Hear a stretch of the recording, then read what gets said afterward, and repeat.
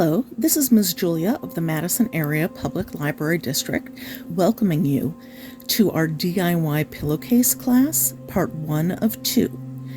This project is going to be a very simple pillowcase to sew. The first thing you need to do is get your supplies together. You are going to use quilting cotton for this project. Ask at the fabric store if you need help identifying the quilting cotton. You do need to select cotton that is a full width of the bolt. That means that it is going to be approximately 42 to 44 inches wide. For your first fabric, which is going to be the body of your pillowcase, buy 1 yard. And for your second fabric, choose something that coordinates with your first fabric, and you need half a yard of that fabric. If you choose a print fabric, you might find that it has a specific direction that is up or down or left or right. If this is the case, you're just going to need to pay attention and make sure that you've got your fabric pointed the way you want to at all times, but the project is the same otherwise. The other items that you need to complete this project are one spool of all-purpose thread. I would recommend choosing a color that goes with your fabrics and won't stand out too much.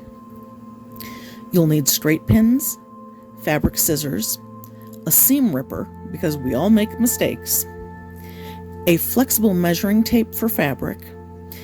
Depending on if you're hand sewing, you're going to need a hand sewing needle. If you're machine sewing, you need the needle that goes with your machine. Also, you're going to need one pencil or fabric pencil or even a washable marker like kids use in school. You need an iron, and either an ironing board or some other ironing surface. If you have pinking shears, you might decide that you want to use those as well, but they are optional. Now I'm going to go ahead and make a few suggestions based on my own experience.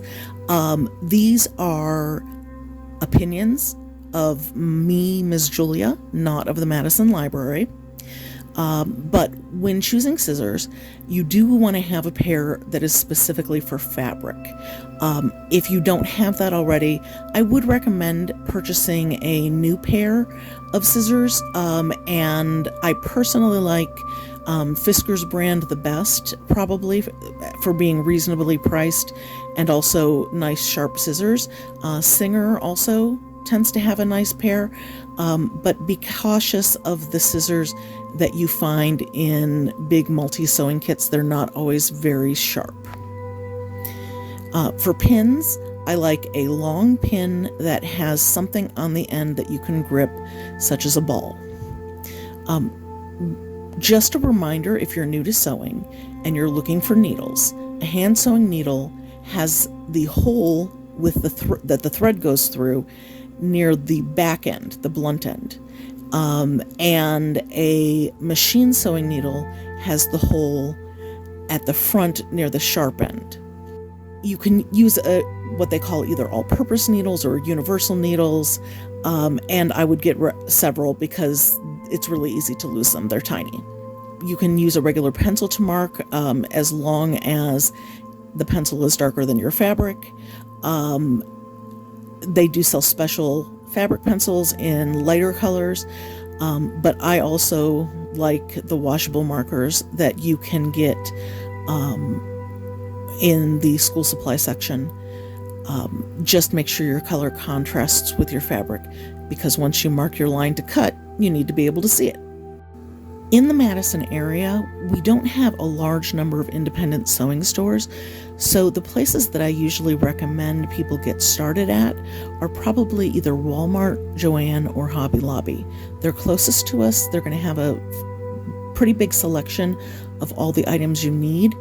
If you prefer to shop at an independent quilting store, you can find those in the Chicago area, but they tend to be a little further from Matteson, and while they will have amazing fabric selections, you might find that the prices are a little bit higher than at a big box store. All right, enough with the preamble. Let's get ready to sew. Since you're buying quilting cotton, it's possible that your fabric might shrink a little bit. So before you do anything, you might want to go ahead and put the fabric through the washing machine and the dryer on pretty high temperatures. If possible, take your fabric out when it is still a little bit damp, because you have to iron your fabric, and it's much easier to get it flat and smooth if the fabric is a teeny tiny bit damp.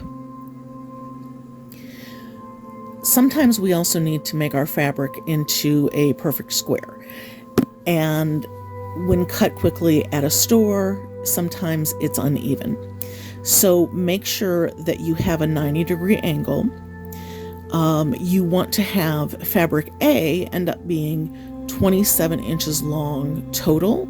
So since you bought 1 yard, which is 36 inches, you've got a little room to trim. And for fabric B, which is going to be the cuff of your pillowcase, that fabric is going to end up being 11 inches long. So you have room to trim there as well. Now, when I say 27 inches long and 11 inches long, that's also by the width of the fabric. So you're not cutting the fabric side to side, you're only cutting it at the top and bottom. All right, I think we're ready to start sewing. So first step, go ahead and fold fabric B, your cuff, in half with the right sides out. The right side is the side of the fabric we want to show. The wrong side is the side that you don't want to show. Fold this piece of fabric, fabric B, until it is in half lengthwise. It should be 5.5 inches long now by the width of the fabric. Match up your raw edges and pin it to the top of fabric A. Sew them together using a 1/2 inch seam allowance. If you are hand sewing, I recommend using a back stitch for this process. If you're machine sewing, then a straight stitch will work. When you start and end a stitch, it's important to remember to always lock your stitch. On a machine, that usually means that you let it go forward a couple stitches, then you move backward and then back forward. You do this at both ends. Once you've sewn the cuff to the body of the pillowcase, it's a good idea to go ahead and secure your seam. We do have raw edges, as you can see at this point, and in this project, to keep things super simple, our edges are going to remain at least a little bit raw. But to secure them, I strongly recommend using a stitch such as a Zig Zag Stitch on a sewing machine, or possibly some form of similar stitch or a blanket stitch if you're sewing by hand, to help those edges not fray very much. Also, an option, if you have pinking shears, is to go ahead and trim the seam allowance very slightly using those pinking shears so that it has a zigzag edge, and that will also help prevent the fabric from fraying. On a personal note, I've made pillowcases like this many times, and while I have had some fraying, I've never had anything that came apart at a seam. Make sure that when you open up any of your seams, and unfold them and lay them flat, that you use an iron to press it down. This will give you not only the most professional looking finish, but will also make the next step in sewing easier. So an iron is really important to have when you're sewing. So now that our cuff and our body are together in one piece, we're going to lay them out flat and then fold it in half, this time by the width. So we want our two side edges to meet each other. And we're going to fold them with the wrong side out, the right side together. That means that the side we want to show is on the inside, and the side we do not want to show is on the outside. Once you've lined this up, pin it. Pin both your side edge and your bottom edge. Then you'll sew using a 1/2 inch seam allowance and a straight seam, or a back stitch if you're doing it by hand. You will sew down the edge of the side of the pillowcase and across the bottom of the pillowcase as well. Once you've done your straight seams, you can go ahead and sew something that will secure your seam allowances, such as the Zig Zag Stitch or your pinking shears if you have them.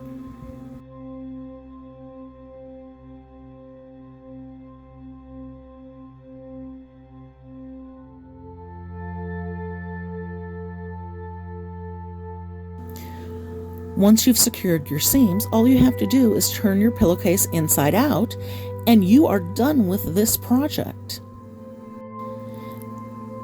This is video 1 of a 2-part series, because in next week we're going to post a video that shows how to make a pillowcase where you don't have the seam allowances sticking out, they're just a tiny bit neater.